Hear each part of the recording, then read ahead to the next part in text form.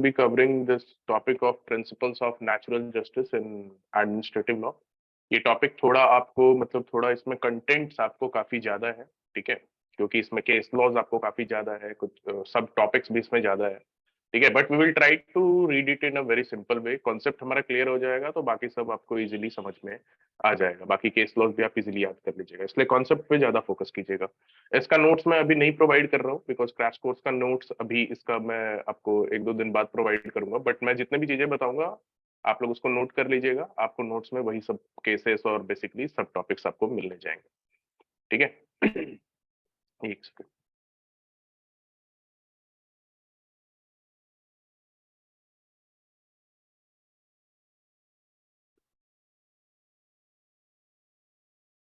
Okay, कल से आप लोगों का स्पेसिफिक रिलीफ एक्ट का क्लास स्टार्ट होगा। स्पेसिफिक रिलीफ एक्ट पे मैक्सिमम आपके 3 क्लासेस होंगे, 3 क्लास में आपका स्पेसिफिक रिलीफ एक्ट को कंप्लीट कर दिया जाएगा। फिर आपका ट्रस्ट एक्ट होगा, पार्टनरशिप, सेल ऑफ गुड्स, ये सारा जो है हम लोग कोशिश करेंगे कि इसी मंथ में सारा कंप्लीट हो जाए, ठीक है। एडमिनिस्ट्रेटिव लॉ के बाद यही partnership, sale of goods, specific relief और ट्रस्ट, ये जो है इतने सारे सब्जेक्ट्स आपके इस मंथ में जितना जल्दी जल्दी कंप्लीट हो जाए, then will start with family laws, right. हम लोग कॉन्स्टिट्यूशन जो है मिड अप्रैल के बाद मतलब by the end of April, last week of April हम लोग कॉन्स्टिट्यूशन स्टार्ट करेंगे, तब तक ताकि तब तक हमारा जितना ही मेजर टॉपिक्स है वो कंप्लीट हो जाएगा, ओके। चलो ठीक है, तो हम लोग ये टॉपिक स्टार्ट करते हैं प्रिंसिपल ऑफ नेचुरल जस्टिस का। इसका जो बेसिक कॉन्सेप्ट्स है बहुत ही इंपॉर्टेंट है, आप लोग इसको पढ़ते तो होंगे बहुत पहले टाइम से, ठीक है, बट बहुत चीजें आपको नहीं पता होंगी जो इसके अंदर है, ठीक है। Natural justice, right of hearing, audi alteram partem, इतने तक ही बहुत लोग रुक जाते हैं, बट इसके अंदर काफी चीजें होती हैं प्रिंसिपल्स ऑफ नेचुरल जस्टिस के अंदर। इसको सबसे पहले इसको हम लोग समझते हैं कि ये डिराइव कहाँ से हुआ। पहली बात कि from where did this term principle of natural justice is derived, so this is derived from a which term, anyone?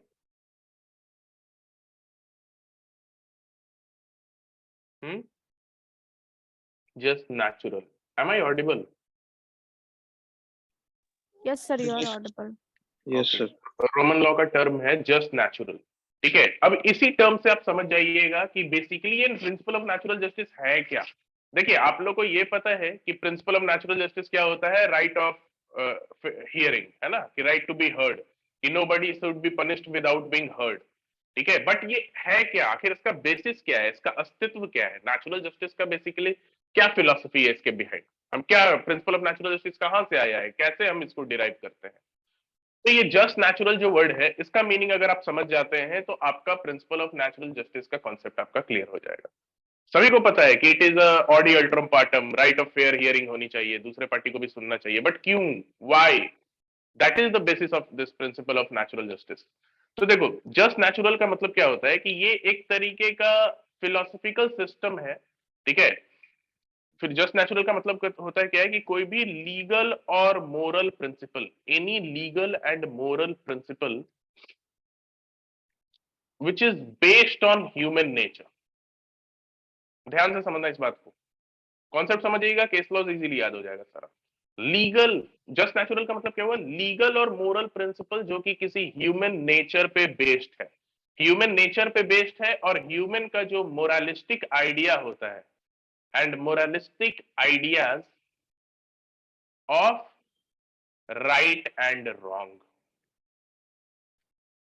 अब इस स्टेटमेंट को बस समझ लो कि जस्ट नेचुरल का मतलब क्या होता है कि लीगल और मोरल प्रिंसिपल जो कि बेस्ड है ह्यूमन के नेचर पे, और ह्यूमन का जो मोरल आइडियाज होता है, क्या सही है क्या गलत है, उसी के बेसिस पे आपका नेचुरल जस्टिस का प्रिंसिपल पूरा फॉर्म हुआ है।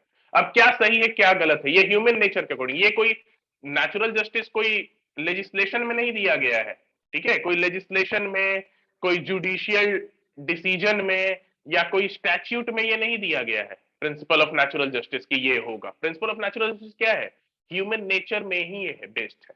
ह्यूमन का जो जनरल ह्यूमन नेचर का जो आइडिया होता है, मोरल आइडियाज होता है, क्या सही है क्या गलत, ठीक है। जैसे किसी को भी बिना सुने आपने पनिश कर दिया, ठीक है, तो ये क्या है, ये बेसिकली क्या है, मोरालिटी के अगेंस्ट है।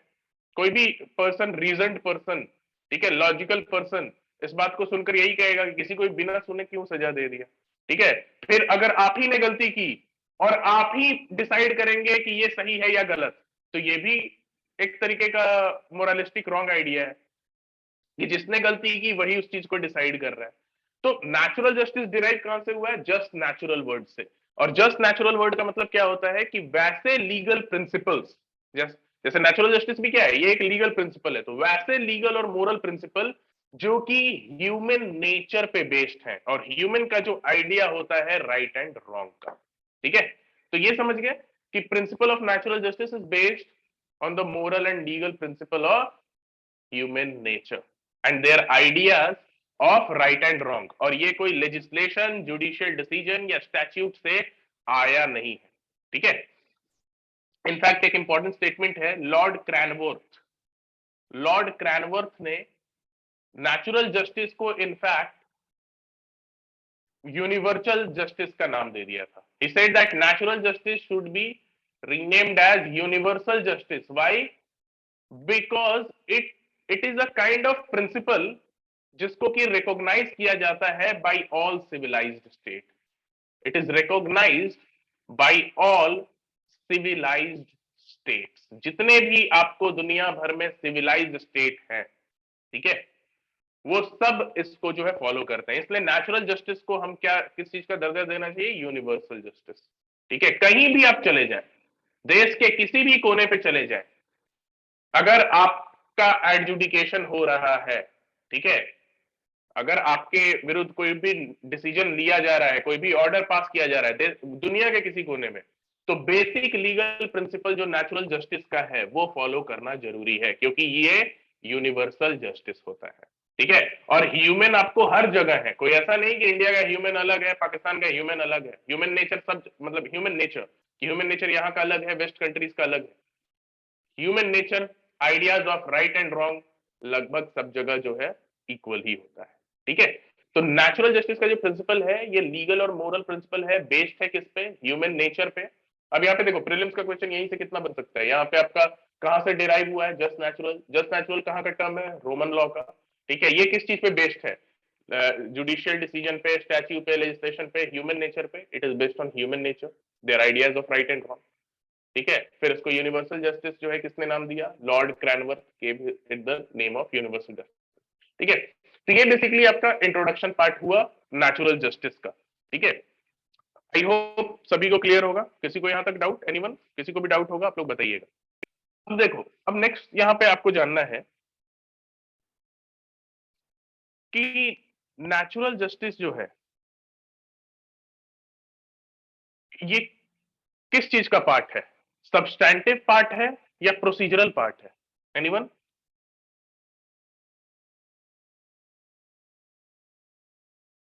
Natural justice is a substantive part or procedural part?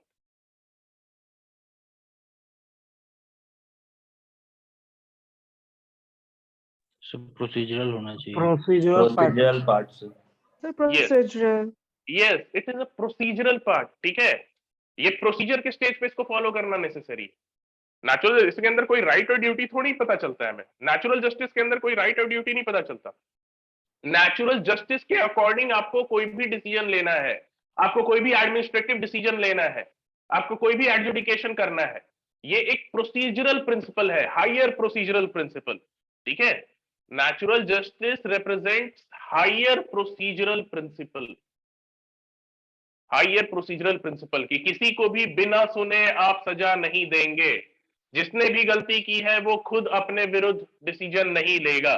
तो ये क्या है? ये सब प्रोसीजर का पार्ट है। It is a higher procedural principal.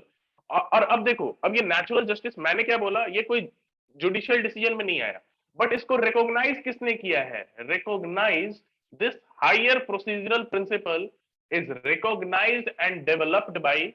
अब देखो, नेचुरल जस्टिस कहने का मतलब है जैसे बाकी के लॉ है, आपका एक कस्टम होता है, कस्टम एक लॉ होता है, बहुत टाइम से फॉलो किए, कस्टम लॉ बन गया। लेजिस्लेशन, पार्लियामेंट ने लॉ बनाया, वो लॉ बन गया। जुडिशरी ने कोई प्रेसिडेंट सेट किया, वो लॉ बन गया। बट नेचुरल जस्टिस तो ह्यूमन नेचर में ही है, ये सब जगह है, बट फिर भी इसको रिकॉग्नाइज तो करना होगा ना। सब जगह है लेकिन कुछ रिकॉग्नाइज ही नहीं कर रहे, तो फिर कैसे होगा? तो इसको रिकॉग्नाइज और डेवलप किसने किया है? जजेस ने किया है। रिकॉग्नाइज एंड डेवलप्ड बाय जजेस and it is basically a higher procedural principle. ये एडमिनिस्ट्रेटिव लॉ के लिए कोई भी प्रोसीजर है क्या? सीपीसी, सीआरपीसी, ये सब कुछ नहीं है। एडमिनिस्ट्रेटिव लॉ मतलब एडमिनिस्ट्रेटिव अथॉरिटी के कोई भी एक्शन के लिए कोई भी प्रोसीजरल प्रिंसिपल नहीं है, ठीक है। लेकिन वहां पे नेचुरल जस्टिस सबसे बेसिक मिनिमम प्रिंसिपल जो है वो रिक्वायर्ड होता है किसी भी एडमिनिस्ट्रेटिव डिसीजन लेने से पहले फॉलो करने के लिए, ठीक है। तो natural justice is basically what? It is a higher procedural principle and it has been recognised and developed by जजेस ऑल ओवर द वर्ल्ड, ठीक है।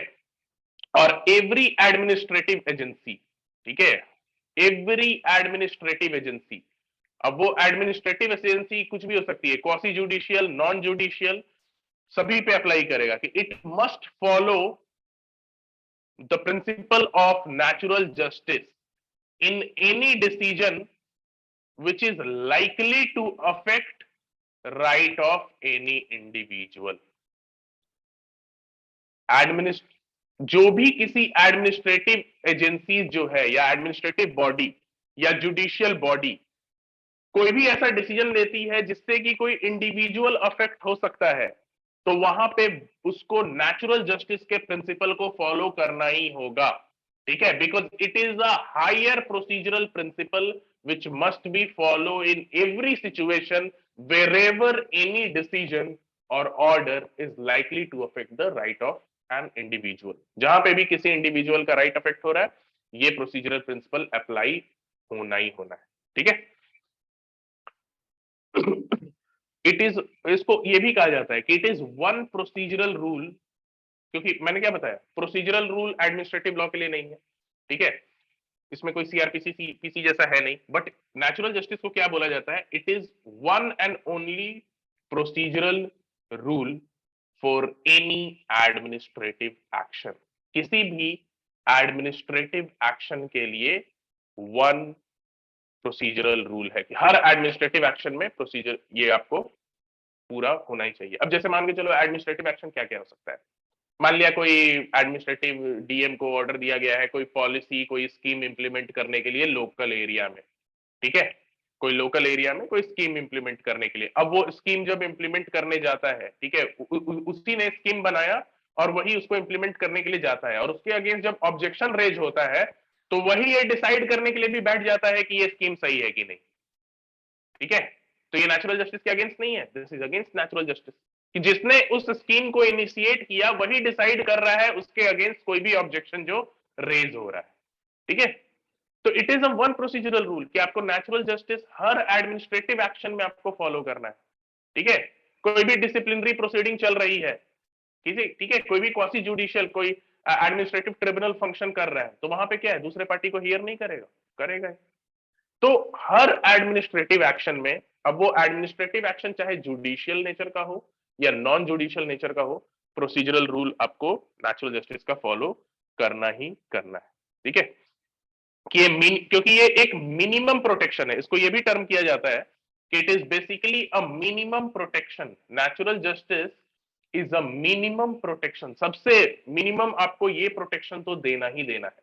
हो सकता है बाकी प्रोटेक्शन आप नहीं दे रहे हैं, बट मिनिमम प्रोटेक्शन तो ये आपको देना ही देना है, ठीक है। और ये मिनिमम प्रोटेक्शन किसको देना है? किसी भी इंडिविजुअल को, कि कोई भी इंडिविजुअल जिसके अगेंस्ट कोई भी एडवर्स डिसीजन लिया जा सकता है उसको ये मिनिमम इंडिविजुअल प्रोटेक्शन मिलना ही चाहिए, ठीक है, अगेंस्ट एनी आर्बिट्ररी प्रोसीजर। अब वो आर्बिट्ररी प्रोसीजर कोई भी अडॉप्ट करे, चाहे वो जुडिशियल अथॉरिटी अडॉप्ट करे, चाहे वो क्वासी जुडिशियल करे, चाहे वो एडमिनिस्ट्रेटिव अथॉरिटी करे, ये minimum protection of natural justice उसके पास रहेगा ही रहेगा, ठीक है।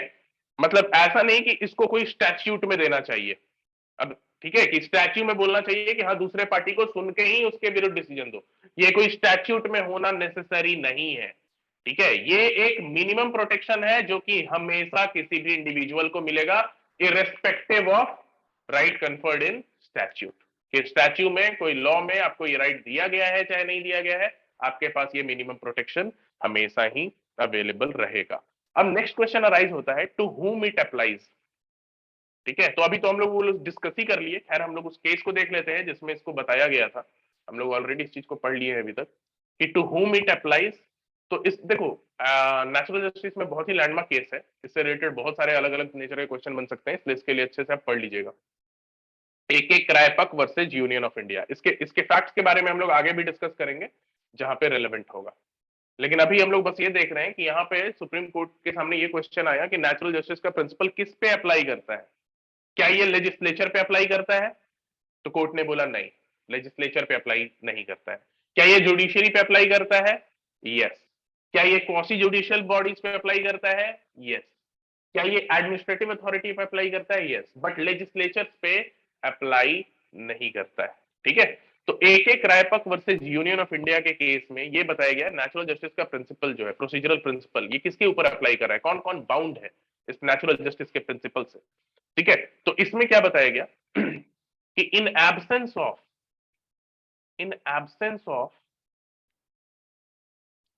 express provisions, म्यूट कर लो भाई, प्लीज म्यूट करके रखिए आप लोग।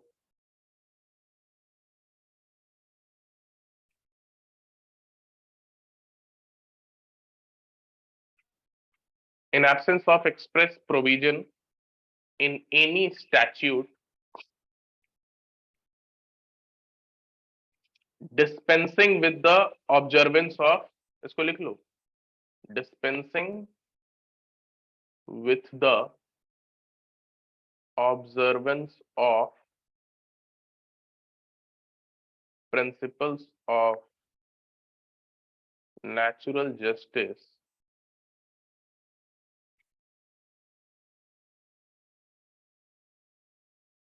such principle will have to be observed by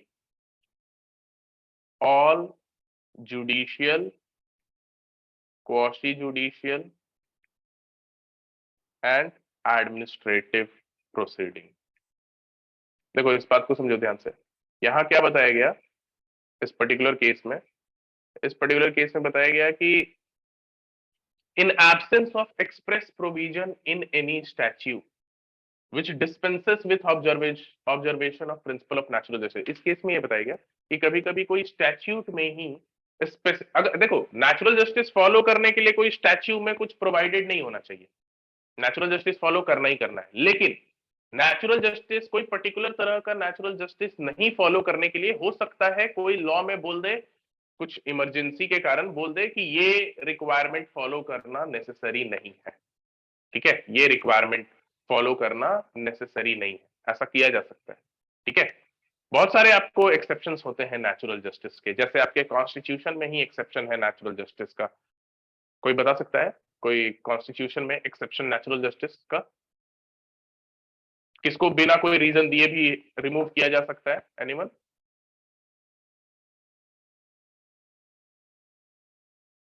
doctrine of pleasure है ना, डॉक्ट्रिन ऑफ प्लेजर आप पढ़ते हैं कॉन्स्टिट्यूशनल लॉ में। डॉक्ट्रिन ऑफ प्लेजर क्या है? नेचुरल जस्टिस का एक्सेप्शन है।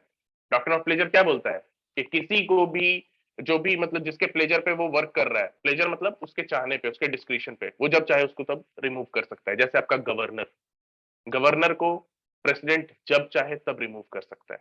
तो ये क्या हुआ, ये एक तरीके का नेचुरल जस्टिस का एक्सेप्शन क्रिएट किया हुआ है। ठीक है, तो वही यहाँ पे इस केस में बताया गया कि in absence of express provision in any statute which dispenses with observation of principle of natural justice, कि अगर कोई लॉ में, कोई स्टैच्यू में अगर कोई भी प्रोविजन किसी नेचुरल जस्टिस के प्रिंसिपल को एग्जेम्प्ट नहीं करता है, तो उसका मतलब है कि नेचुरल जस्टिस का प्रिंसिपल हर अथॉरिटी को वहां पे फॉलो करना है, चाहे वो जुडिशियल अथॉरिटी हो, क्वासी जुडिशियल अथॉरिटी हो या फिर एडमिनिस्ट्रेटिव प्रोसीडिंग।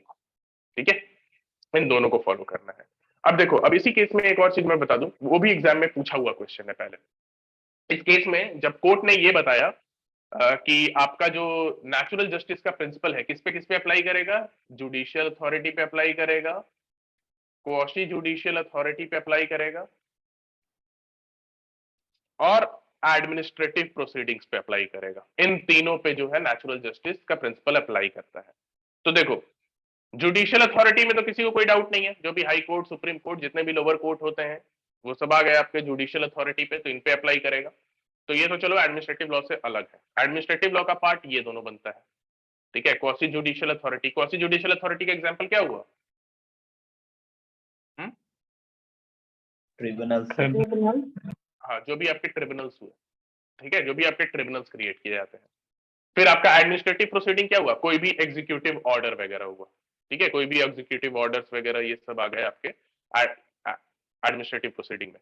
तो जब कोर्ट ने एक एक रायपक वर्सेस यूनियन ऑफ इंडिया के केस में बोला कि नेचुरल जस्टिस का प्रिंसिपल जो है केवल जुडिशियल, क्वासी जुडिशियल और एडमिनिस्ट्रेटिव प्रोसीडिंग पे ही अप्लाई करता है, तो फिर इसके ऑब्जेक्शन में बोला गया कि चलो ठीक है, जुडिशियल पे अप्लाई करता है, कोई दिक्कत नहीं है, क्योंकि इसको एडजुडिकेशन करना है तो दोनों पार्टी को सुन के ही करना होगा, ठीक है। फिर उसके बाद क्वासी जुडिशियल पे अप्लाई करता है, तो बोला कि ठीक है, ये भी सही है, क्योंकि क्वासी जुडिशियल को भी जुडिशियल फंक्शन परफॉर्म करना है, बट ये एडमिनिस्ट्रेटिव प्रोसीडिंग पे क्यों अप्लाई करेगा? एडमिनिस्ट्रेटिव प्रोसीडिंग पे अगर अप्लाई करने लगेगा तो लोग नेचुरल जस्टिस का ही हवाला मतलब देकर हमेशा कोई भी ऑर्डर के विरुद्ध ऑब्जेक्शन रेज करते रहेंगे। एडमिनिस्ट्रेटिव प्रोसीडिंग पे अप्लाई नहीं करना चाहिए, ठीक है। तो कोर्ट ने यहाँ पे बोला कि देखो, अब जो है आज के टाइम में एडमिनिस्ट्रेटिव फंक्शन इतना ज्यादा बढ़ गया है कि उसमें आपको कुछ बेसिक प्रिंसिपल आपको प्रोवाइड करने ही करने होंगे, ठीक है। अगर मान लिया कोई भी स्कीम ऑर्डर आप इंप्लीमेंट कर रहे हैं, ठीक है, तो वहां पर भी तो जिसको किसी को अफेक्ट कर सकता है एडवर्सली, तो उस वो अगर कोई ऑब्जेक्शन रेज करना चाहे तो उसको आप राइट ऑफ हियरिंग आप देंगे, ऑब्वियसली देंगे, ठीक है। अगर आप कोई भी पॉलिसी लेकर आ रहे हैं, आप कोई भी ऑर्डर पास कर रहे हैं जिससे पब्लिक इफेक्ट हो सकता है, तो वो पब्लिक अपना ऑब्जेक्शन देगा, वो तो आपको सुनना ही पड़ेगा ना, ठीक है, कि उसका क्या रीजन है। फिर वहां पर अगर वो कोई ऑब्जेक्शन रेज कर रहा है तो वही पर्सन उसको नहीं हियर करेगा जिसने वो पॉलिसी लाया है। तो इसीलिए कोर्ट ने बोला कि आज के टाइम में एक बहुत ही फेमस स्टेटमेंट दिया जस्टिस हेगड़े ने, एग्जाम में ये पूछा भी गया है पहले। जस्टिस हेगड़े ने बताया कि in modern times, in nowadays, quasi judicial, ये क्वासी जुडिशियल और एडमिनिस्ट्रेटिव प्रोसीडिंग के बीच में अब डिफरेंस काफी थिन हो गया है, ठीक है, काफी थिन हो गया है, जिससे कि ये ऑब्लिटरेट हो गया है कि इन दोनों के कुछ बीच में कुछ सेपरेशन भी है, कि क्वासी जुडिशियल एक्शन और एडमिनिस्ट्रेटिव एक्शन, इनके बीच का डिफरेंस काफी थिन है, ठीक है, कि there is no much difference between quasi judicial proceedings and the administrative proceedings. Both are more और लेस लाइक एक दूसरे को ओवरराइड करते रहते हैं, ठीक है, क्योंकि इससे अराइज होने वाला डिसीजन इसके पास आता है, ठीक है, हमेशा। तो क्यों नहीं हम यहीं पे नेचुरल जस्टिस के प्रिंसिपल्स को फॉलो करें और यहां तक उसको आने की नौबत ही ना दे, right. So that is why court ने, जस्टिस हेगड़े ने ये स्टेटमेंट दिया था, क्वासी जुडिशियल और एडमिनिस्ट्रेटिव प्रोसीडिंग के बीच का डिफरेंस जो है अब बहुत ही मार्जिनल है, इसीलिए नेचुरल जस्टिस का प्रिंसिपल जो है एडमिनिस्ट्रेटिव प्रोसीडिंग्स में भी फॉलो किया जाएगा, ठीक है। बट ये लेजिस्लेटिव प्रोसीडिंग पे फॉलो नहीं होता, ये ध्यान रखना। जो भी लेजिस्लेटिव फंक्शंस जो लेजिस्लेचर परफॉर्म करते हैं उस पर नेचुरल जस्टिस अप्लाई नहीं करता है, इस केस में बताया गया, एक एक रायपक वर्सेस यूनियन ऑफ इंडिया। अब आओ नेक्स्ट हम लोग जो पढ़ते हैं, बहुत ही इंपॉर्टेंट पार्ट, ये हम लोग नेचुरल जस्टिस का इंट्रोडक्शन का पार्ट देख रहे थे कि इंट्रोडक्टरी पार्ट में क्या क्या चीजें हैं। अब देखना है हमें what are the various recognized principles of natural justice. तो नेचुरल जस्टिस का 3 रिकॉग्नाइज्ड प्रिंसिपल होता है, recognized principles of natural justice. इसका बेसिकली 3 रिकॉग्नाइज्ड प्रिंसिपल्स होता है। पहला, nemo judex in causa sua, nemo judex in causa sua. Second, audi alteram partum.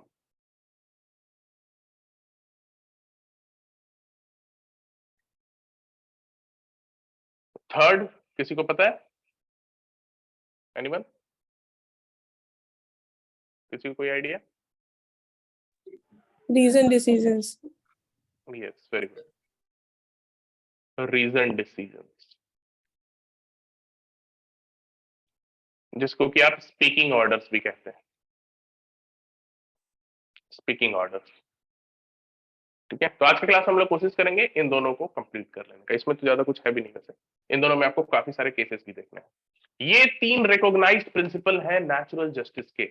Nemo judex in causa सुआ, इसका मतलब क्या होता है? What does this mean anyone? Nobody should be a judge in his own case. Yes, nobody should be a judge in his own cause. ठीक है, कि खुद ही किसी ने गलती की है, खुद ही उसमें इन्वॉल्व है, ठीक है, किसी गलती की है या इन्वॉल्व है या समहाउ उससे रिलेटेड है, तो he should not be a जज इन दैट कॉज।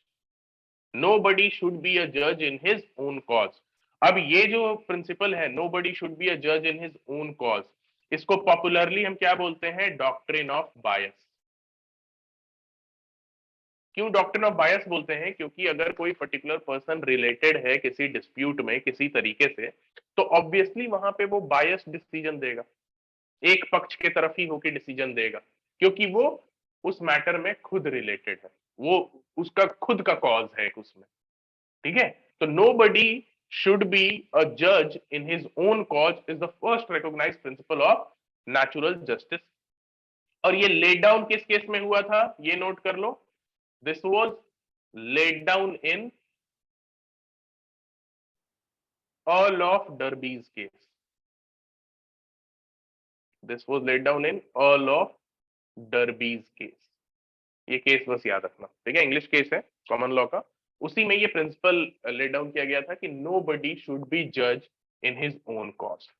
ठीक है, तो चलो पहले अब हम लोग इस पर्टिकुलर प्रिंसिपल को अच्छे से देखते हैं, क्योंकि इस प्रिंसिपल में आपको डॉक्ट्रिन ऑफ बायस के अंदर डिफरेंट काइंड ऑफ बायसनेस भी आपको देखना है। तो यहां तक अभी सभी को क्लियर हुआ कि नेचुरल जस्टिस के 3 रिकॉग्नाइज्ड प्रिंसिपल होते हैं। एक होता है नेमो जुडिक्स इन कॉजा सुआ, एक होता है ऑडी ऑल्ट्रम पार्टम, एक होता है रीजन डिसीजन, जिसको कि स्पीकिंग ऑर्डर भी हम बोलते हैं। अब इसमें हम लोग सबसे पहला पार्ट देखते हैं, नेमो जुडिक्स इन कॉजा सुआ, कि नोबडी शुड बी अ जज इन हिज ओन कॉज में क्या क्या चीजें आपको बेसिकली पढ़नी है।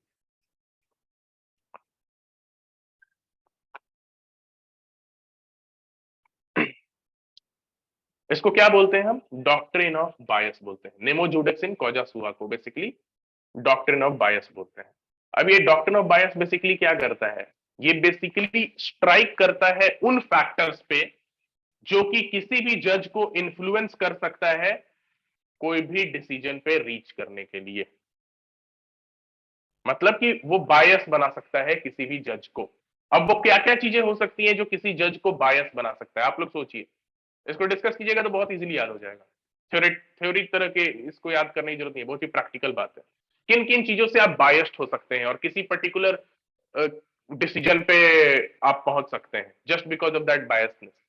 डॉक्ट्रिन ऑफ बायस यही करता है। डॉक्ट्रिन ऑफ बायस का सिंपल सा मतलब यही है कि ये उन फैक्टर्स को कंसीडर करता है जिससे कि जजेस बायस्ड हो सकते हैं, और इसीलिए बोलता है कि वैसा बायसनेस नहीं होना चाहिए। ठीक है, because nobody should be a जज इन हिज ओन कॉज, जिसमें वो खुद रिलेटेड है, किसी कारण से बायस्ड हो जा रहा है डिसीजन मेकिंग में, उसको उस मैटर को जज नहीं करना चाहिए। ठीक है, तो कितने तरीके से आप बायस्ड हो सकते हैं सोचिए। हाउ कैन अ जज?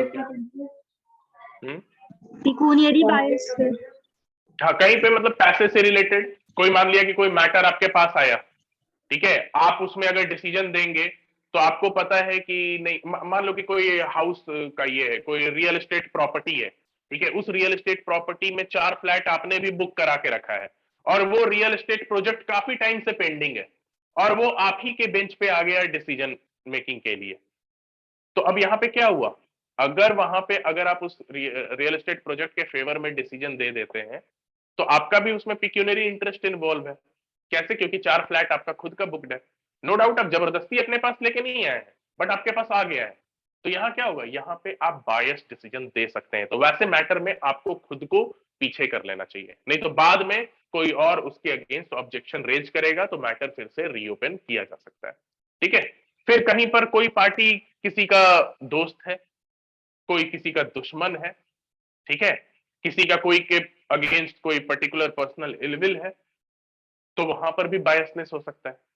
फिर कोई किसी सब्जेक्ट मैटर में ही आपका इंटरेस्टेड है, जो सब्जेक्ट मैटर है उससे रिलेटेड वो भी इंटरेस्टेड है, तो वो भी एक बायसनेस हो सकता है। तो किसी भी तरीके से आप किसी मैटर में अगर बायस्ड होने का अगर आपका चांसेस ज्यादा है तो वहां पर आप इस डॉक्ट्राइन के अंदर आ जाते हैं और आपको वैसे मैटर में कोई भी एडजुडिकेशन, कोई भी ऑर्डर देने से आपको पीछे हट जाना चाहिए। अगर आप आगे बढ़ते हैं तो आपके विरुद्ध ऑब्जेक्शन हो सकता है। तो अब देखो, अब ये डॉक्ट्रिन ऑफ बायस, अब इसके अंदर 3 तरीके का बायसनेस होता है, ठीक है। पहला आपका होता है पिक्यूनरी बायस।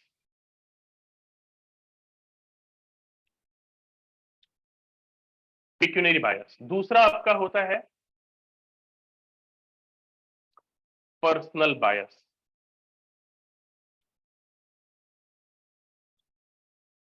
और तीसरा आपका होता है, देखो इसके अलावा भी कुछ कुछ बायस होते हैं, departmental bias, pre conceived notion bias, but आपको मेनली 3 बायस पढ़ना है, पिक्यूनरी, पर्सनल और तीसरा आपका क्या होता है, ऑफिशियल बायस, जिसको कि सब्जेक्ट मैटर बायस भी कहते हैं।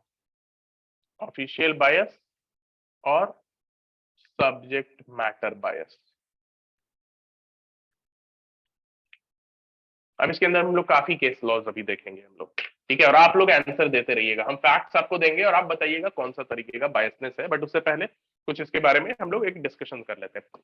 पिक्यूनरी बायस, ये पिक्यूनरी बायस ध्यान में रखना, एक पर्टिकुलर केस में इसको लेट डाउन किया गया था। It was laid down in doctor Bonham's case, English law का ही केस है, डॉक्टर बोनहम्स केस, ठीक है।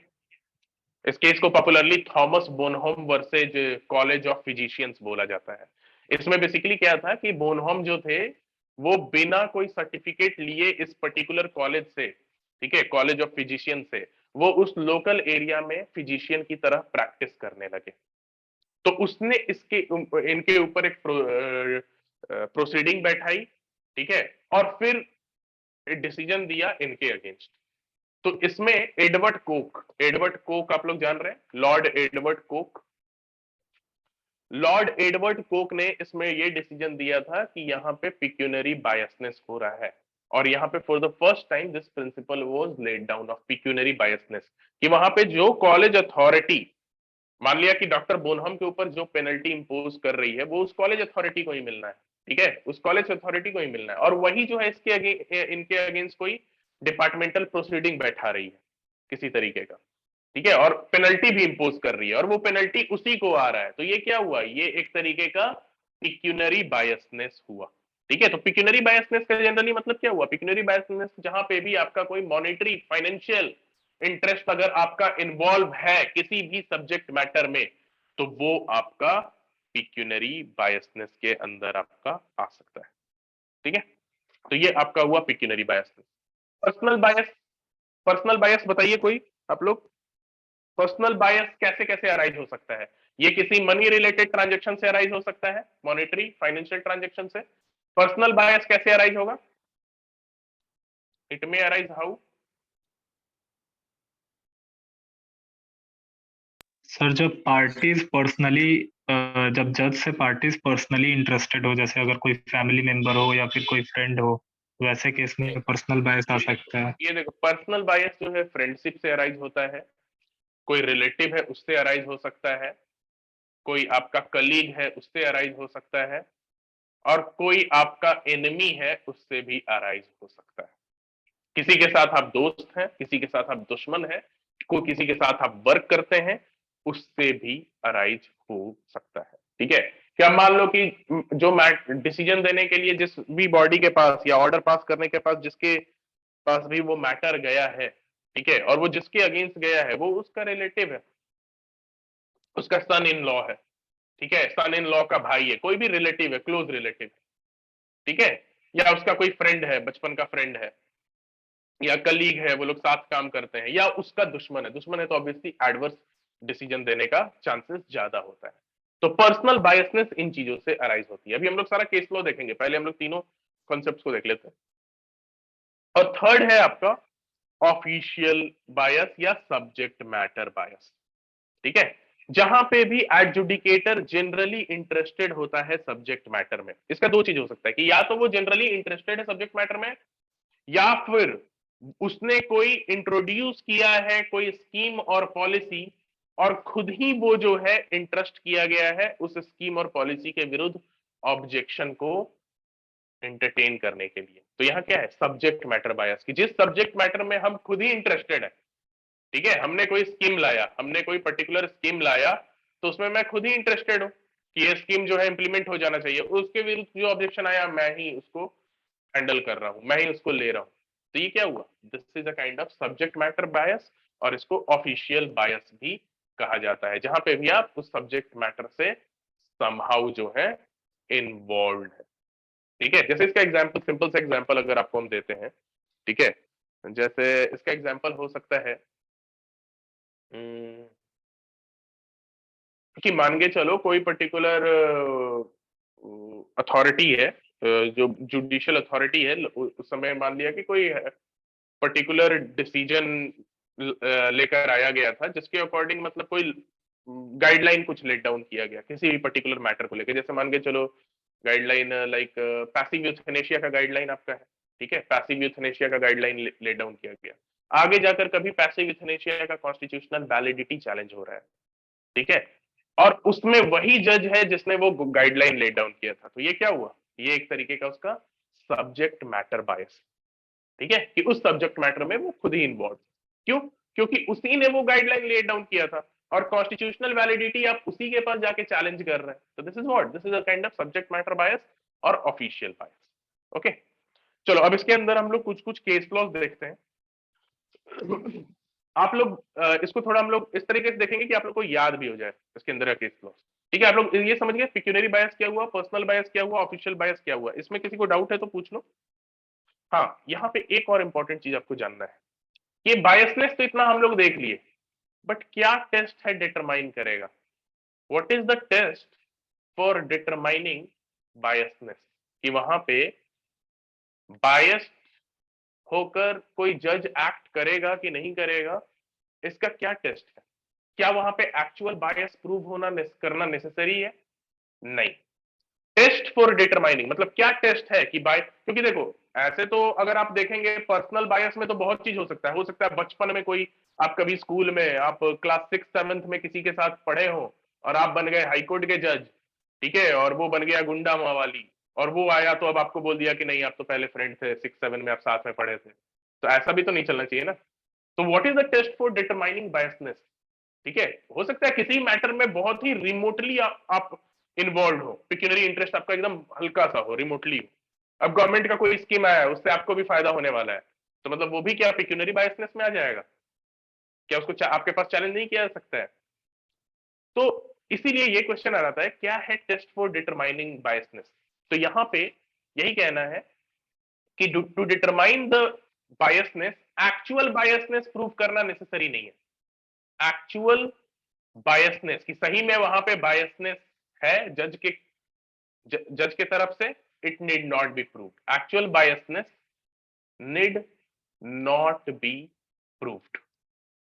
सो what is to be proved, अब क्या प्रूव करेंगे, तो प्रूव करना है reasonable likelihood of biasness, reasonable likelihood of biasness की चांसेस ऑफ बायसनेस ज्यादा है। तो हम कौन सा टेस्ट फॉलो करते हैं, रीजनेबल लाइकलीहुड का। एक्चुअल बायसनेस टेस्ट नहीं फॉलो किया जाता है। कौन सा टेस्ट फॉलो किया जाता है कि बायसनेस हुआ या नहीं, तो that is reasonable likelihood of biasness. ये टेस्ट हम फॉलो करते हैं कि वहां पे पर्टिकुलरली बायसनेस कोई हुआ है कि नहीं हुआ, ठीक है। Is this clear. तो यहाँ पे बताओ डॉक्ट्रिन ऑफ बायसनेस के कॉन्सेप्ट में किसी को कोई दिक्कत है, उसके बाद अपन लोग केस लॉज देखते हैं। Anyone, any doubt.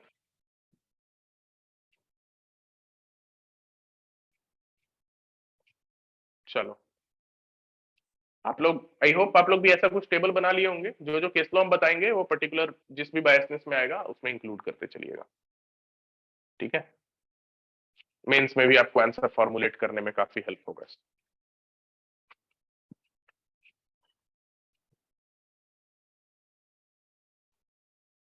अब जैसे एक केस है आपका टाटा मोटर्स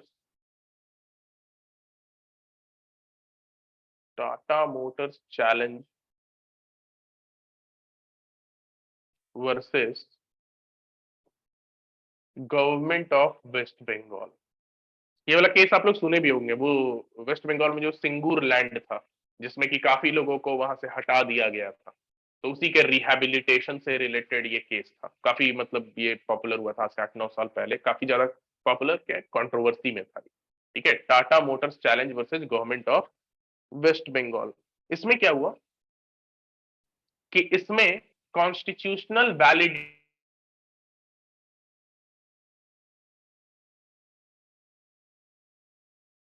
सर आपकी साउंड नहीं आ रही है। है।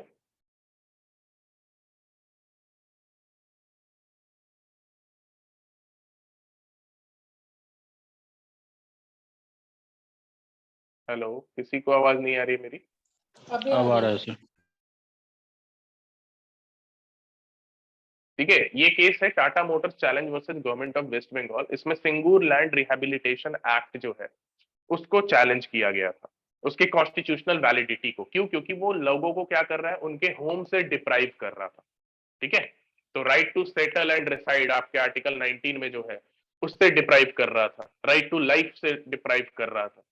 तो इसलिए इसको चैलेंज किया गया था। तो इस केस में जो चैलेंज किया गया था, तो इसमें जस्टिस सुमित्रा पॉल थे, जस्टिस सुमित्रा पाल।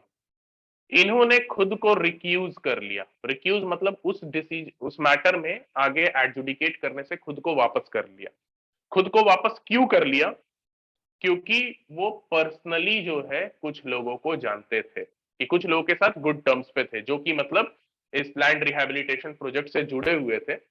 तो उसको वो खुद से, उनके साथ वो काफी टाइम से जानते थे। तो ये कौन सा बायसनेस हुआ? Tata Motors challenge versus government of waste Bengal. Personal bias. This is a kind of personal bias. Okay, Tata Motors challenge versus government of waste Bengal. Okay, फिर आपका मैं बताता हूँ AK Kraipak versus union of India का केस मैंने आपको बताया था। ठीक है, वो भी किसी बायसनेस से रिलेटेड है। AK Kraipak versus union of India. इस केस में क्या हुआ था कि प्रमोशन के लिए एक कमिटी बनाई गई, डिपार्टमेंटल प्रमोशन कमिटी एक बनाई गई प्रमोट करने के लिए लोगों को। और उसमें जो भी आपको लोअर डिवीजन में लोग थे, उन लोगों ने अप्लाई किया प्रमोशन के लिए, मतलब अपना अपना एप्लीकेशन दिया, जो जो अपना इच्छा बताया जिन्होंने कि किस किन किन को प्रमोट होना चाहते हैं। तो प्रमोट होने के लिए एक सिलेक्शन बोर्ड बनाया गया। ठीक है, और फिर काफी लोगों ने जो भी प्रमोट होना चाहते थे उन्होंने अपना एप्लीकेशन दिया। और बाद में वो जो सिलेक्शन, जितने भी कैंडिडेट थे उन सबका पर्टिकुलरली जो है रिपोर्ट्स जो है कंसीडर किया सिलेक्शन कमिटी ने। तो उसमें एक पर्टिकुलर पर्सन जो था, जो कि एक कैंडिडेट भी था और वो उस सिलेक्शन बोर्ड का भी मेंबर था। तो ये कौन सा बायसनेस होगा? ऑफिशियल बायस। आप बोलो कैसे साथी? Personal bias. Personal bias friendship से रिलेटेड है, रिलेटेड ऑफिशियल या फिर सब्जेक्ट मैटर होगा ना ये। ऑफिशियल और सब्जेक्ट मैटर बायस। ठीक है, पर्सनल बायस के लिए मैंने बताया ना, वो अराइज होना चाहिए आउट ऑफ फ्रेंडशिप। ठीक है, enmity, relationship, anything. It is official और सब्जेक्ट मैटर बायस, क्योंकि वो खुद उस सब्जेक्ट मैटर में इन्वॉल्व है, वो कैंडिडेट भी है और सिलेक्शन बोर्ड का भी मेंबर है। तो what is this? This is a kind of official और सब्जेक्ट मैटर बायस। ठीक है, AK Kraipak versus union of India. Okay, next case देखते हैं उसको। ये सब केस को वहां जो आप टेबल बनाए होंगे बायसनेस का, उसमें इंक्लूड करते चलिए। नेक्स्ट केस देखते हैं, mineral development corporation limited versus Bihar. Mineral development versus state of Bihar. इस पर्टिकुलर केस में क्या हुआ कि एक पिटिशनर था, उसको माइनिंग लीज मिला हुआ था 99 ईयर्स के लिए, माइनिंग के लिए लीज मिला हुआ था। ठीक है, बट उसको जो है नोटिस इशू किया गया कि आपका माइनिंग लीज कुछ प्रोविजन जो है माइनिंग एक्ट का आपने वायलेट किया है, इसलिए आपका माइनिंग लीज को हम कैंसल कर रहे हैं। और इसको कैंसल किसने किया? कैंसल किया गवर्नमेंट ने। बट गवर्नमेंट क्या होता है? अब गवर्नमेंट पूरा का पूरा गवर्नमेंट कोई कुछ थोड़ी होता है। गवर्नमेंट से टर्म दिया गया है ना, कोई ना कोई मिनिस्टर इसके बिहाफ पे एक्ट करेगा। तो ये जो कैंसिलेशन का ऑर्डर गवर्नमेंट के बिहाफ पे पास किया वो एक मिनिस्टर ने किया, ठीक है। अब यहाँ पे पिटिशनर ने चैलेंज किया उस ऑर्डर को, उस मिनिस्टर का। और क्यों चैलेंज किया? उसने बोला कि उसने उस मिनिस्टर को 1952 के जनरल इलेक्शन में पिटिशनर ने उस मिनिस्टर को अपोज किया था, इसलिए उस पर्टिकुलर मिनिस्टर ने ये ऑर्डर पास किया है। And he was almost successful in proving that. So which kind of biasness is this one? Personal bias. Yes, it is a kind of personal bias, क्योंकि ये क्या है? Political rivalry, दुश्मनी है दो लोगों के बीच में, ठीक है। तो it will come under personal bias. Okay. Okay, next case is डाइंग्स वर्सेज। ये एक लैंडमार्क केस है जिसमें कि आपका किस तरीके का बायसनेस है आप लोग खुद बताइएगा, उससे रिलेटेड पूछा गया है पहले, इसलिए मैं दे रहा हूं। डाइंग्स वर्सेज ग्रैंड जंक्शन कैनाल। इस पर्टिकुलर केस में क्या हुआ, एक कंपनी थी, पब्लिक लिमिटेड कंपनी थी, उसने सूट फाइल किया एक लैंड ओनर के अगेंस्ट, कुछ पर्टिकुलर प्रॉपर्टी था उससे रिलेटेड डिस्प्यूट था। तो एक कंपनी ने सूट फाइल किया लैंड ओनर के अगेंस्ट, और वो मैटर हियर होने के लिए जिस पर्टिकुलर जज के पास गया वो उस कंपनी का शेयर होल्डर था। तो what kind of biasness is this? Pecuniary. Pecuniary biasness, ठीक है। ये एक तरीके का पिक्यूनरी बायस है, क्योंकि वो खुद उस कंपनी का खुद ही एक मेजर शेयर होल्डर, ठीक है। डाइंग्स वर्सेस ग्रैंड जंक्शन कैनल। ये जितना भी हम केस बता रहे हैं ये सारा लैंडमार्क केसेस है, ठीक है। इसके अलावा बहुत केसेस है, आप लोग खुद से उसको देख लीजिएगा, ठीक है। नेक्स्ट केस इज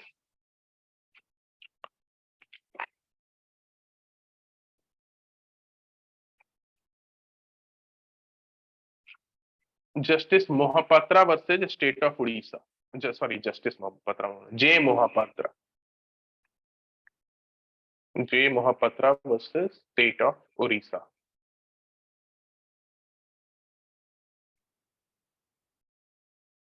अब इस पर्टिकुलर केस में क्या हुआ, इसमें भी कुछ वैसा ही हुआ जो कि ऑलरेडी हम लोग केस में देख चुके हैं, कि इसमें सिलेक्शन कमेटी बनाई गई थी बुक्स को सिलेक्ट करने के लिए, ठीक है। कुछ बुक्स को जो कि मतलब कहीं पे उसका वो करना था, लॉन्चिंग करना था उन बुक्स को, तो नहीं, उन बुक्स को बेसिकली जो है पब्लिक सेल के लिए ओपन करना था, तो उसके लिए एक सिलेक्शन कमेटी बनाई गई थी। और उस सिलेक्शन कमेटी में बहुत सारे लोग ऐसे भी थे जो कि बहुत सारे बुक के ऑथर्स थे जो कि उस सिलेक्शन कमेटी के पास आई थी। तो ये किस तरीके का बायसनेस हुआ? Which kind of? Subject matter. Subject matter. Subject matter, official bias, ठीक है। ये भी आपका सब्जेक्ट मैटर और ऑफिशियल बायसनेस के अंदर आएगा। Then the next is Gulampalli Nageswara Rao. ये काफी लैंडमार्क केस है, Gulampalli Nageswara Rao versus APSRTC, road transport corporation, Andhra Pradesh का, ठीक है। इसमें क्या हुआ कि एक स्कीम लाया गया था नेशनलाइजेशन का, ठीक है। नेशनलाइजेशन का स्कीम लाया गया था, और किसको नेशनलाइज करने के लिए आया था? Motor transport. जितना भी मोटर ट्रांसपोर्ट है उसको नेशनलाइज करने के लिए स्कीम लाया गया, और वो स्कीम लाया गया जो था वो एक सेक्रेटरी जो थे उन्होंने ही ये स्कीम को बेसिकली प्रपोज किया था। तो उसको जब चैलेंज किया गया, ठीक है, अब जैसे कोई भी स्कीम या पॉलिसी क्या होता है, वो कोई मिनिस्टर थोड़ी लेके आता है, कोई मिनिस्टर थोड़ी, मिनिस्टर के पीछे जो ब्यूरोक्रेट, सेक्रेटरी, कैबिनेट सेक्रेटरी ये लोग होते हैं, ये सब प्रपोज करते हैं आइडिया, फिर मिनिस्टर उसको जो है अपना पार्लियामेंट में लाया या जो भी है, उन लोगों ने पब्लिक डिक्लेरेशन देकर वो उस स्कीम या पॉलिसी को स्टार्ट कराते हैं। बट वो लाता तो कोई ये ब्यूरोक्रेट्स नहीं है, पढ़े लिखे लोग ही लाते हैं। तो इस केस में क्या हुआ कि एक स्कीम लाया गया था नेशनलाइज करने के लिए मोटर ट्रांसपोर्ट को, और ये लाया था किसने? गवर्नमेंट का जो सेक्रेटरी था उसने ये स्कीम जो है इनिशिएट किया था, ठीक है। बाद में क्या होता है कि जब ये स्कीम लाया गया, पब्लिकली ओपन किया गया, तो फिर इसको जब चैलेंज किया गया इस स्कीम को कि ये सही है कि नहीं है, तो ये उसी गवर्नमेंट सेक्रेटरी के पास गया, डिसीजन मेकिंग के लिए, ठीक है, और उसने इस स्कीम को अपहेल्ड रखा, तो ये कौन सा बायसनेस में फॉल करेगा? In which Official. bias? Official. Yes, this is also official biasness और subject matter biasness आप इसको भी कह सकते हैं, ठीक है। तो आई होप आप लोग को ये बायसनेस का कॉन्सेप्ट आप लोग लगभग समझ चुके होंगे। अब हम लोग नेक्स्ट प्रिंसिपल पे हम लोग चलते हैं। तो ये सब देखो जितना भी हम लोग देखे सारा लैंडमार्क केसेस है बायसनेस से रिलेटेड, और भी कुछ केसेस होगा तो वो हम आपको आगे प्रोवाइड कर देंगे। आगे हम लोग थोड़ा ऑडी अल्ट्रम पार्टम पे डिस्कशन कर लेते हैं, फिर हम लोग कल के क्लास में नेचुरल जस्टिस को कंप्लीट कर लेंगे। आई होप बायसनेस सभी को क्लियर है, किसी को कोई doubt, anyone, any kind of biasness में? ये सारे केस नोट करके आप लोग रख लीजिएगा।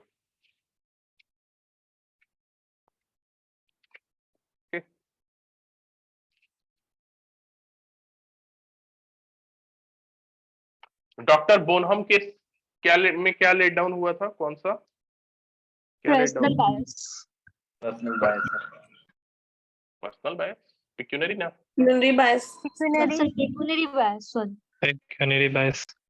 ऑल ऑफ डर्बीज केस में क्या लेट डाउन हुआ था? प्रिंसिपल किस चीज का प्रिंसिपल लेट डाउन हुआ? Bias का doctrine of bias. Doctrine of bias, nemo judex in causa हुआ, है ना। अब देखो, अब आते हैं ऑडी अल्ट्रम पार्टम पे। इसको बस हम लोग इसका बेसिकली जो फेसेट्स है उसको हम लोग डिस्कस करते हैं। इसमें इसके केस लॉस को हम लोग कल करेंगे, नहीं तो एक दिन में बहुत ज्यादा केस हो जाएगा। ऑडी अल्ट्रम पार्टम, इसको हम बोलते हैं रूल ऑफ फेयर हियरिंग। अब देखो ज्यादातर लोग से गलती क्या होती है, जो लोग भी एडमिनिस्ट्रेटिव लॉ को नहीं पढ़ते हैं वो लोग बस ये समझते हैं कि बिना सुने किसी को अगेंस्ट डिसीजन दे देना, बस इतना ही होता है ऑडी अल्ट्रम पार्टम। नहीं, ऑडी अल्ट्रम पार्टम इससे भी थोड़ा वाइड लाइक कॉन्सेप्ट है। ये इतना नैरो नहीं है कि बस हाँ किसी को बोलने का मौका दे दिए, उसके अगेंस्ट डिसीजन दे दिए तो चलो हो गया। किसी को फेयर हियरिंग का मौका मिलना चाहिए। उस फेयर हियरिंग में भी बहुत सारे कंपोनेंट्स इन्वॉल्व होते हैं। सिंपली ये नहीं कि आप हाँ अपना पक्ष रखें, बस इतना ही नेचुरल जस्टिस नहीं हुआ। अगर किसी को आप अपना पक्ष रखने को अगर बोल रहे हैं तो उसको सफिशिएंट टाइम भी दीजिएगा, सफिशिएंट नोटिस भी दीजिएगा, ठीक है। उसको प्रॉपरली उसके अगेंस्ट एलिगेशन के बारे में भी इन्फॉर्म कीजिएगा। तो ये सब जो है ऑडी अल्ट्रम पार्टम के अंदर ही रूल ऑफ फेयरिंग के कॉन्सेप्ट के अंदर ही आता है, ठीक है। इसका मतलब बस ये नहीं कि बस किसी को अपने आप को मतलब लाइक जो है रिप्रेजेंट करने का, ठीक है, अपने पक्ष में कुछ बोलने का मौका देना, बस इतना ही ऑडी अल्ट्रम पार्टम का मतलब नहीं होता है। ये कॉन्सेप्ट थोड़ा वाइड है, इसको हम लोग थोड़ा डिस्कस कर लेते हैं।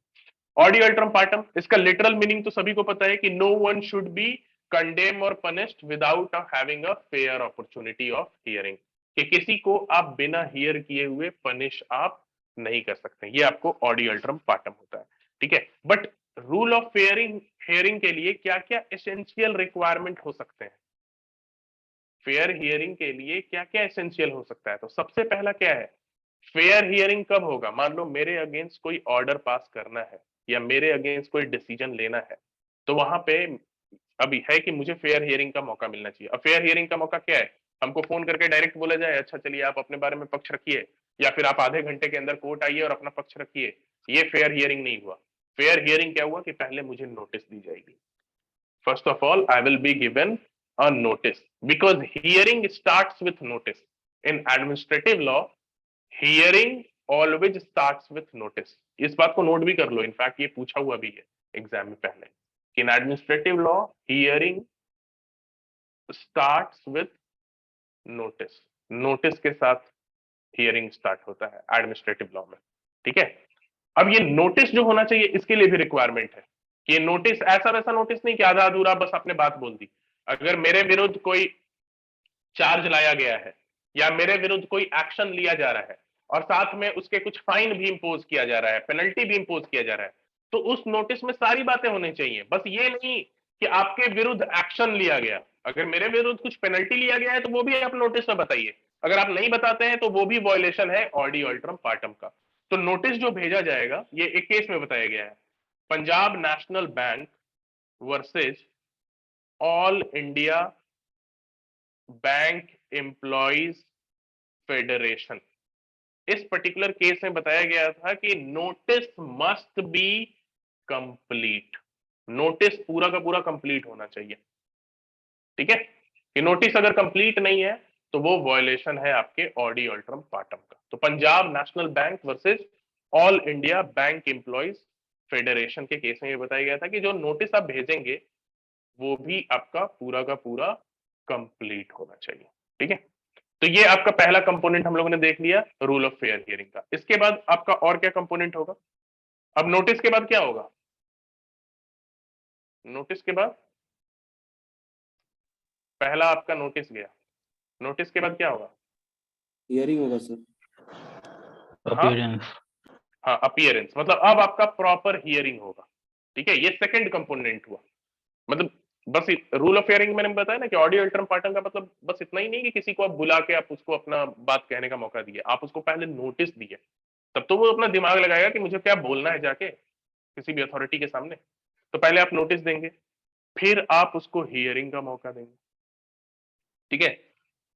फिर हियरिंग के बाद उसको right to present his case, उसको अपने केस को प्रेजेंट करने का मौका देंगे कि वो अपने बिहाफ पे उस केस को प्रेजेंट कर सके। फिर उसके अगेंस्ट जितने भी एविडेंस हैं उसके बारे में आप उसको बताएंगे, inform him about all evidences, जितने भी उसके अगेंस्ट एविडेंस है उसके बारे में आप बताएंगे। फिर उसको क्या उस एविडेंस को रिबट करने का भी राइट देंगे, राइट टू रिबट, ठीक है। ये सब वन लाइनर सब है, ये सब ज्यादा पढ़ना नहीं है आपको, ठीक है। ये सब बस याद करते चलिए, ये सब फेयर हियरिंग का कंपोनेंट है, राइट टू रिबर्ट। फिर उसके बाद आप वहां पे क्रॉस एग्जामिनेशन का मौका देंगे, ये भी आपका फेयर हियरिंग के अंदर है। देखिए अभी आप लोगों को बहुत लोगों को नहीं पता होगा ये सब चीज, ये सब क्रॉस एग्जामिनेशन भी क्या है, राइट ऑफ फेयर हियरिंग का कॉम्पोनेंट है, ठीक है। क्योंकि अगर क्रॉस एग्जामिनेशन का मौका नहीं मिल रहा है तो आपका फेयर हियरिंग नहीं हुआ है। क्यों? क्योंकि अगर आपके विरुद्ध किसी ने कुछ बोला और आपको मौका ही नहीं दिया जा रहा है कि इसको क्रॉस एग्जामिन करूं, क्रॉस एग्जामिन का मतलब क्या है कि सामने वाला सच बोल रहा है या झूठ ये प्रूव करना, और आपको इसका मौका ही नहीं दिया जा रहा है, तो ये क्या हुआ? आपको फेयर हियरिंग थोड़ी दिया जा रहा है। तो क्रॉस एग्जामिन करना, right to cross examine, this is also a component of fair hearing, ठीक है। कि राइट टू रिबर्ट, तो ये आपका टोटल होता है essential component of rule of fair hearing की। पहला, आपको नोटिस मिलना चाहिए। दूसरा, फिर आपको हियर करना चाहिए। तीसरा, आपको अपना केस प्रेजेंट करने का मौका मिलना चाहिए। फिर आपके अगेंस्ट जितने भी एविडेंसेस हैं उसके बारे में आपको इन्फॉर्म करना चाहिए। फिर उन एविडेंसेस को रिबट करने का आपको मौका मिलना चाहिए। और कोई विटनेस ने आपके विरुद्ध अगर टेस्टिफाई किया है तो आपको उसको क्रॉस एग्जामिन करने का भी मौका मिलना चाहिए। ये सब आपको मिला है, तभी कहेंगे वहां पे ऑडी अल्ट्रम पार्टम को फॉलो किया गया है। This is called as rule of fair hearing. Fair hearing के लिए ये सारा कुछ होना वहां पे इंपॉर्टेंट है, ठीक है। कि these are certain essential components of rule of fair hearing, ठीक है। चलो ठीक है, आज के क्लास में हम लोग इतने ही पे रहने देते हैं, ठीक है। कल हम लोग जो है इसको कंप्लीट कर लेंगे और परसों के क्लास में हम लोग एडमिनिस्ट्रेटिव लॉ को रैप अप कर लेंगे, ठीक है। और उसके बाद आपका एडमिनिस्ट्रेटिव कंपनी लॉ पे अभी आप लोग का 2-3 टेस्ट और होगा, ठीक है।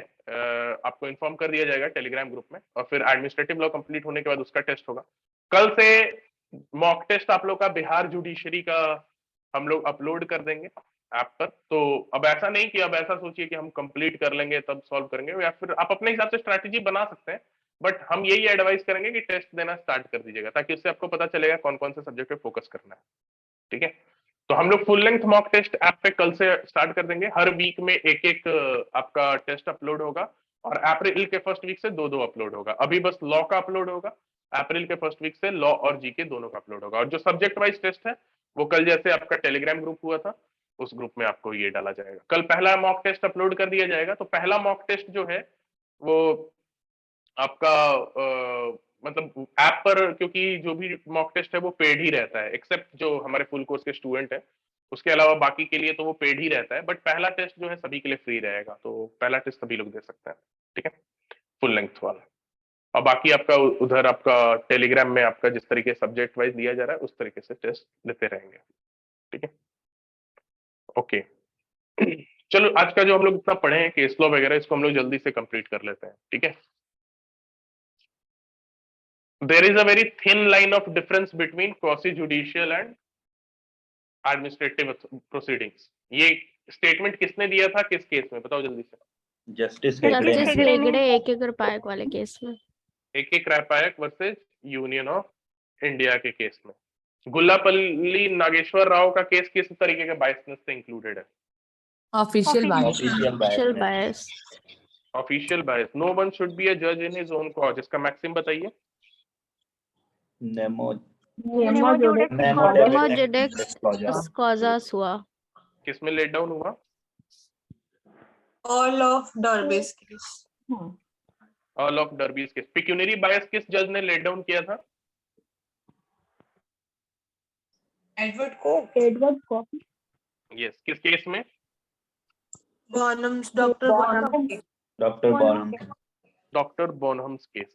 Tata motor challenge versus government of waste Bengal में किस जस्टिस ने पर्सनल बायस के ग्राउंड पे खुद को वापस कर लिया था? Sumitra Paul.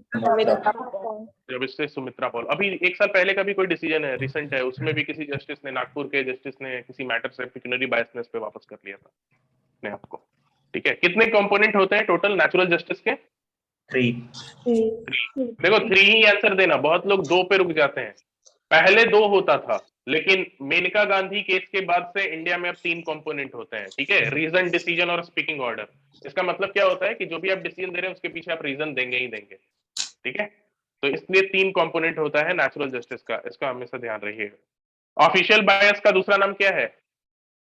Subject matter. Subject matter bias. Subject matter bias. ठीक है। Who said that natural justice is a universal justice? Lord Cranworth. Lord Cranworth का वो करना था। ठीक है। Right to rebut evidence against one is which component of natural justice? Audio part. Right to cross examine, Already. ऑडी अल्ट्रम पार्टन। ठीक है, तो ऑडी अल्ट्रम का कॉन्सेप्ट थोड़ा वाइड है। ठीक है, ऐसा मत समझना, बहुत लोग ऐसा समझते हैं कि बस फेयर हियरिंग का मौका मिल गया। फेयर हियरिंग कैसे होगा, वो सब इस तरीके से होगा। ठीक है, जो आपके सामने है। ठीक है, Dimes versus grand junction canal is a landmark case on which topic, on which kind of bias? Pecuniary bias पे। Pecuniary biasness. इसमें क्या हुआ था, शेयर होल्डर वाला केस था। ठीक है। Justice Mohapatra versus state of Orissa, कौन सा केस है, कौन सा बायसनेस है? Subject matter. कौन सा वाला केस है? बुक वाला है ना, selection. Selection. Mineral development corporation versus Bihar, Personal bias. Please वाला केस। ये पॉलिटिकल राइवलरी वाला आपका ये केस था। ठीक है, चलो ठीक है, तो मतलब कल के केस में, कल के क्लास में इसको वो कंप्लीट कर लेंगे। ठीक है, आपको मैं इसका नोट्स ऐसे प्रोवाइड कर दूंगा, बट जो जो केस लॉ मैं दिया हूँ वो सब आप लोग याद कर लीजिए। कोशिश कीजिए जाके आप क्वेश्चन सॉल्व करने का। एडमिनिस्ट्रेटिव लॉ में आप लोग काफी कुछ पढ़ चुके हैं। ठीक है, तो आप लोग इसको कोशिश कीजिए। एक चैप्टर है रिट्स और जुडिशियल रिव्यू। ठीक है, तो रिट्स और जुडिशियल रिव्यू जो है अभी हम लोग नहीं करेंगे, वो कॉन्स्टिट्यूशन जब पढ़ेंगे तो हम लोग वहां पे उसको कर लेंगे। ठीक है, रिट्स और जुडिशियल रिव्यू में ऑलरेडी जो केसेस हम लोग पढ़े हैं वही सब आपको फिर से रिपीटेडली मिलेगा। तो क्योंकि हम लोग प्रीलिम्स के लिए अभी हम लोग फोकस्ड है पूरा, तो उसको पढ़ने से कोई हमें ज्यादा फायदा नहीं होने वाला है, क्योंकि वो सब चीजें आपको ऑलरेडी इसमें पढ़ा दी गई है। मतलब अलग अलग जो टॉपिक्स हम लोग पढ़े हैं, डेलीगेटेड लेजिस्लेशन एंड अदर, उसमें हम लोग ऑलरेडी वो सब टॉपिक्स को हम लोग कवर कर चुके हैं। इसमें एक टॉपिक हम लोग का बच रहा है एडमिनिस्ट्रेटिव डिस्क्रिप्शन का, जिसको कि हम लोग कल परसों 2 दिन के क्लास में ये और नेचुरल जस्टिस कंप्लीट कर लेंगे। ठीक है, चलो किसी को डाउट है कुछ तो पूछ लो। Anyone, anybody, any kind of doubt?